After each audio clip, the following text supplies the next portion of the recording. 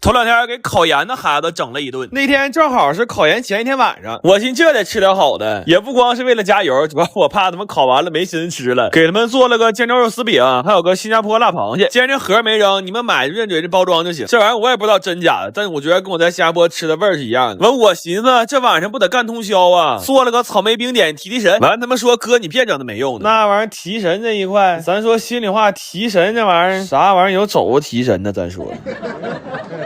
完，有个南方同学说没吃过杀猪菜，我寻思这不创枪口上了吗？我给炖了满满一大锅呀，这底下还藏俩鼓棒呢。然后他们说想吃个前账菜，我炖了个牛腩腐猪煲。我天天说前账，给我现账整贼紧张。好家伙，连夜在家熬了一锅皮冻，家里火都没关就给我送来了。我说咱哥俩关系慢慢处呗，你这整还挺玻璃心。最后给他们做了个蒜苔羊排和咸蛋黄茄子，然后他们拿到寝室稍微有点凉，就上宿管阿姨那屋热了一下。据说那香味在阿姨那屋久久不能散去，整的人2点多还没睡着觉呢，起来泡上方便面。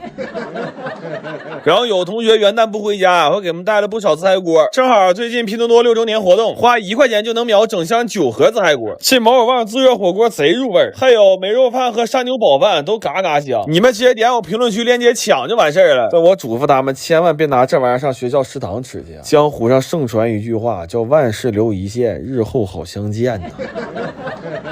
来吧，香香的牛竹、老肘、胀冻、猪菜、辣蟹、青饼、梅冰、台牌、黄茄、蒜骨。行了，这就跟我弟打包往学校去了。今天来的是中医药大学，我跟这几个同学约定了一下，我说如果考研成功了，等开学一定给我整2天膏药，但如果吃了我的饭，考研失败了，我只能把我弟拿出来给你们练练针灸了。下大雪了，想给我奶炖只大鹅，但是活的我抓不着，死的我买不着。也就是说，在这场突如其来的大雪之中，我和大鹅都没有准备好双向奔赴。我说奶呀，不行，你考虑错峰吃鹅吧。但我奶说了，下大雪的仪式感必须得有。咱奶的仪式感非常简单的，就大肘子和大包子，所以我今天包了个肘子馅的大包子。下雪我弟也很兴奋，我俩去买菜的时候，他们在雪地里跑得比大鹅还欢实，我都怕他让人抓走了。我给烤了一锅半老包，他说我今天必须给你吃出个新吃法来。我天哪，菠萝包里搁上肘子肉，再来一口大蒜瓣，那叫一个前账看了会流泪，不懵不是广东人呢。我奶今天还点了排羊肉条、肉段烧茄子，还有这个撒烧烤料炒的肥牛。我说奶呀，这下雪你不能出去溜达去，你不消化呀。我奶说我今天教你一个道理，叫下雪天吃冰糕，我图的就是这个劲儿。这雪天做完饭也不想收拾了，往常还得擦擦油烟机和灶台啥的，多累呀！咱就直接微信小程序找京东服务家，人有专业的工程师上门，去油除垢、消毒杀菌，还能延长使用寿命。现在点链接，双薪上京东服务家，每晚8点还能抢券，11块钱就能洗一台油烟机，手速慢，活动价才139。咱说早知道这么合适，我原来都多余自己收拾。来吧，吃香的青丝儿、波包、肘包、酒蛋、煎饺、扒羊、烤牛、虾豆、段茄、藕盒、蚝生。上我奶奶，我俩也没啥心思吃啊。我说奶，你慢慢吃吧，下雪路也滑，我俩先回去了。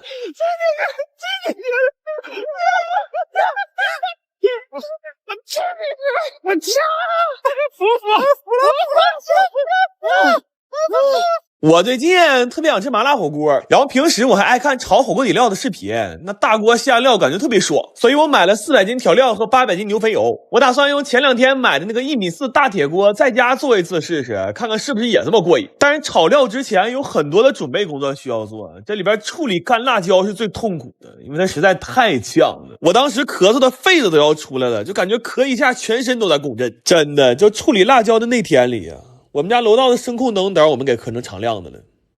所以后来熬牛油的时候，我们就拿到院里去熬去了。零下20多度的天，熬这玩意儿差点没给手指头冻掉了。但是这时候我发现了一个特别可怕的事儿，就这准备工作多到根本就干不完。就是每当我觉得下一秒可以炒料的时候，就会发现其实还有事儿是没准备好的。等我们准备好所有东西的时候，已经是第4天早上了。就这么折腾完之后，我深刻的明白了一个道理啊，我发现有些钱呢，他就活该让别人挣去。后来就到了我最愿意看的化牛油的环节了，但这玩意儿不快进根本就看不了，因为它真的巨慢，所以化油的时候没啥意思，我们就下楼打水仗去了。但是打得太激烈了，再加上这几天在外面冻的时间有点长，回家这顿打喷嚏啊，我估计肯定是嘚瑟感冒了。完了，我们赶紧喝了点999感冒灵，这喝完算是暖和多了，要不这大冷天真是扛不住啊。但是后来炸料油的时候，我发现水汽特别大，要是这么炒料就很容易糊底，所以我们又把这大锅给搬屋去了。我当时想的是，我宁可在屋里炒呛死，也不能让这锅料有一点糊的风险，因为我是不太接受沉没成本不参与重大决策这个事儿的。要是现在跟我说让我忘掉前3天遭的罪，重新做选择的话，那还不如直接让我死去呢。不过后来炒料的时候还是挺爽的，尤其是一样一样往里下东西的时候，看着可太解压了。但炒起来也非常累，这一锅炒了4个半小时，就一直在不停的搅，都给我干虚脱了。不过有机会能这么炒一次火锅底料，其实还挺有成就感的。虽然这活我们整整干了5天，然后做好了就都打包给身边朋友分了，但是不知道是不是心理作用，我觉得我们自己做的这个底料比我在火锅店吃的还香。尤其是这大冷天能在家吃上一顿冒着热气的麻辣火锅，这也太舒服了。但是这么折腾完一次之后，这房子也算彻底腌出味儿了。我估计这味儿要想完全散尽啊，最少也得3年。我最近特别馋这种纯肉的烤肠，正好最近猪肉贼便宜，完疫情我们也不用上班，今天怒买50斤，一次在家多做点。做肉肠实在太考验耐心了，先得把肉切了，绞肉馅，那瘦肉可以随便绞，但肥肉还得绞成泥。你说他妈肥肉多招人恨。完了就按比例往里放调料，做了2个味儿的黑胡椒猪肉和玉米猪肉。这配方你们就别学了，因为会的越多越遭罪。你信我话，买现成的吃就行。要怕有添加剂就买便宜的，便宜的它就放不起添加剂了，然后就开始折磨人了。要想少放淀粉还紧实，就得生给它搅上劲儿。这里没有技巧，全是体力。刘大脑的脸憋通红，怒搅50分钟，就为了晚上多吃点肠。结果晚上他妈给打电话让他回家吃饭，说不回就骂娘。这脚狗嘚没吃着，找个代驾回去了。完我们就开始灌肠、扎眼、系线。这肠因为都是肉末，所以灌的就很通畅，画面会引起极度舒适，建议赶紧艾特你的姐妹来看一下啊。这些肠需要先用电风扇伺候3-4个小时，然后煮肠可遭大罪了，家里所有锅都用了，还煮了3番，这活比我那些前女友都磨人，只能码1层，多了不行，完得全程小火90度煮1小时，还得盯着加气泡，跟打地鼠似的。最要命的是我在厨房盯的都要死了，我发现外面有个偷我肠。这些肠一共煮了4个半小时，正常还应该再晾3小时，晾的越干烤的越脆，但我们实在是熬不动了，擦不就给塑封了。关键是有个老大夫跟我说过，1点多不睡最伤肾，但事已至此也没办法了，就做点腰花浇头吃的腰子面。后来我一算得做了400根肠，我就发朋友圈纪念一下。那会儿都2点了，我有个哥们看着这个给我来个电话，他说哥们儿，你要遇整啥难事你就说，使点钱啥的不犯毛病。他说我看你整那个肠连个商标都没有，这要给你抓着得胖好几年呢，可别扯那没用的了。我最近爱上了用铁锅炒菜，但是查了一下手打不粘锅的价格，便宜的不敢买，贵的还不舍得，所以在综合考虑了一番之后，我买了2块铁板，决定自己在家砸一个。然后研究了好多纪录片，看起来不太难，但是干上之后发现全是知识盲区，光点火就研究了小半天，好在晚上连线了一个铁匠，老师操着一口非常标准的山谱给我们梳理了一下目前工具、模具、手法的问题。就他讲完之后，我们变得非常有信心，所以连夜又换个地方开始搭炉子。这一天呢，忙活了20个小时，锅一下没砸上，光他妈搬就完了。然后按纪录片里讲，铁板要烧到2000度左右才可以去杂质和定型，这就是所谓的趁热打铁。这温度别说炼铁了，炼我都够了。但是我们没买到砸锅专用的铁枕子，就只能用废轮毂简单充当一下锅型的模具。所以砸了1天之后，这锅看着跟刚出土似的。然后又联系了一下老师，但老师说现有条件也就只能这样了，剩下的只能靠冷锻了。他说完之后，我彻底破防了，因为冷锻还有一个更通俗的解释，就是拿个小锤生砸。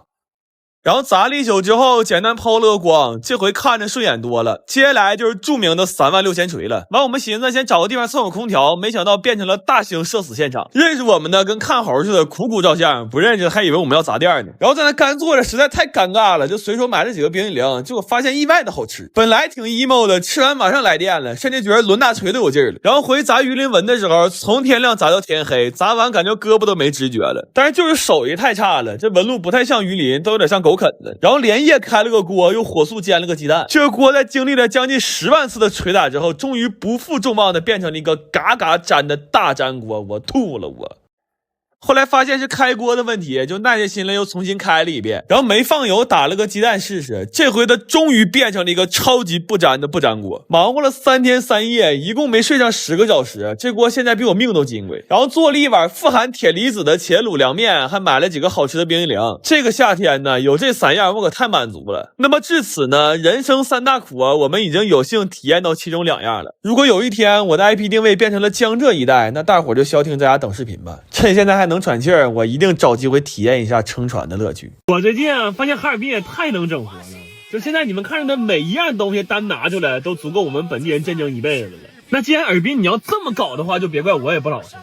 我打算从今天晚上开始，在家做出1500根糖葫芦，拿到大街上去给游客们发去。时间呢预计是1月7号下午，然后地点应该是一个路线。如果做的顺利的话，我们应该是下午2点半到3点半在音乐广场的大雪上的，然后5点到6点在房建塔和张大街那儿，晚上7点到8点在索菲亚大教堂那儿。然后我到那天争取搞一个小推车出去，这样我们可以沿着这个路线全程推着小车给大家发糖葫芦。所有来玩的小金豆们，你们一定记住了，只要你在7号那天在大街上看着我，就记得来找我领一根属于你们自己的冰糖葫芦。然后本地的朋友们想来玩的话，咱们还是以物换物，但是大家尽量带一些南方游客们能用得到的东西来换，这样我们可以在后面的过程里边把大家的热情都继续传递下去。后面如果有什么最新消息，我会及时发在这条视频的评论区里边的，你们一定注意再看一下啊！我现在就得准备去备货去了，我他妈太燃了！我在这城市生活了几十年，从来没这么燃过呀！咱们到时候见啊，朋友们。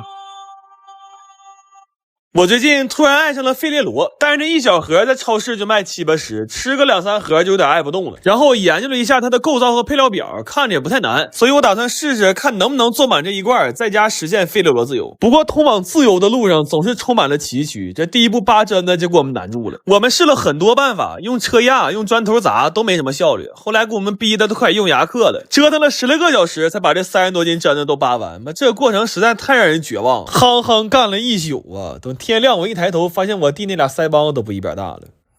然后有了这些真的人，就可以把老演员请出来做真的巧克力酱了。我一直觉着费列罗有点太甜了，所以就想多磨点真的酱放里，结果一磨就是7个小时，给石磨的磨盘都磨包浆了。接下来就要做非常变态的第3层，但需要4个步骤才能做出这1个小半球，但我们需要1000来个球。然后买不着大小合适的圆形模具，我们找了一圈把家里水管嘎了。等干完这一道流水线之后，我们真是有点心突突了。我当时心里就一个想法，我现在罐能不能装满就随缘吧。真的，我从未如此渴望过活着。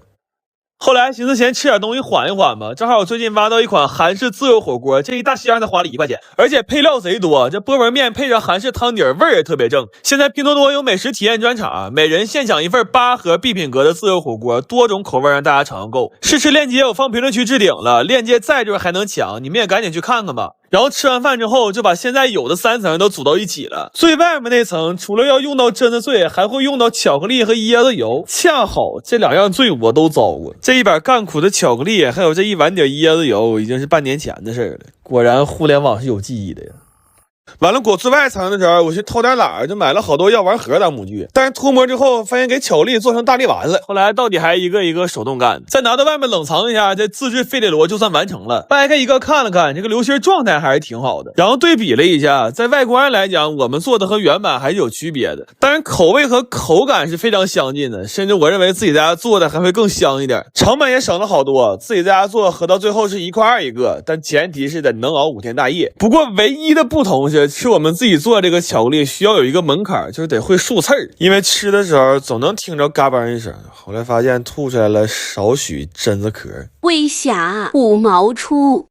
哎呀，干哈呀？这是破防了，家人们！我发现我兜里就不能有钱呢，这去趟市场啥都想买，买回来一地。好家伙，谁逮谁问我表慢这么多吗？你家这么早就过年了吗？哎，过不过年不知道，但吃了我的饭小肚兜溜圆，因为我有秘制小酱料啊。就这大丰收啊，我跟你说就快给我收了，我这3天不吃2天就响了。这盖一周该当场来卖呀！你看看这占了多少汤啊！花卷和饼我一样就吃1小块啊，因为我的胃得给这碗大米饭留着呀。这汤往上一浇，我脑脑里就一个词儿，就是嘎嘎的。妈，这锅杂粮也是真猛啊！这玩意儿拌点鸡蛋焖子，尤其是那个土豆子，哎呦我太爱东北了。今天一高兴整10来个菜，就不挨个介绍了，看着啥算啥吧。这羊排蘸着韭菜花真是没谁了。这蛋黄焗玉米一下给我拉回小时候了。黑椒牛肉粒我用和牛炒的，这个神菜你们一定记一下子啊！就这么说吧，有一天要是我走了，这就是我留给世界的非物质文化遗产。我弟说馋螺蛳粉了，这都是我趁拼多多国庆补贴掏的呀，1块钱整这老些。这里有螺蛳粉，有酸辣粉，料多味儿还正，再配个煎蛋，那给你安排的明明白白的呀。老话说一直嗦粉一直爽，那还寻思啥了？火速上评论区掏它，这虾每一个都赶我手长大，我只能说 Welcome to 东北啊！大头菜还得手撕的，要不真出不来那味儿。看这粉条子啊，我炒的时候是这样的，他们吃完了是这样的，好家伙，这点肉全借味儿了。最后3口结束战斗，先来一只烤大虾，再掏一块带着肉香的甜南瓜，最后跟哈店女平分一个地瓜。行了，完事儿，收拾厨房，明天消化，后天见了宝。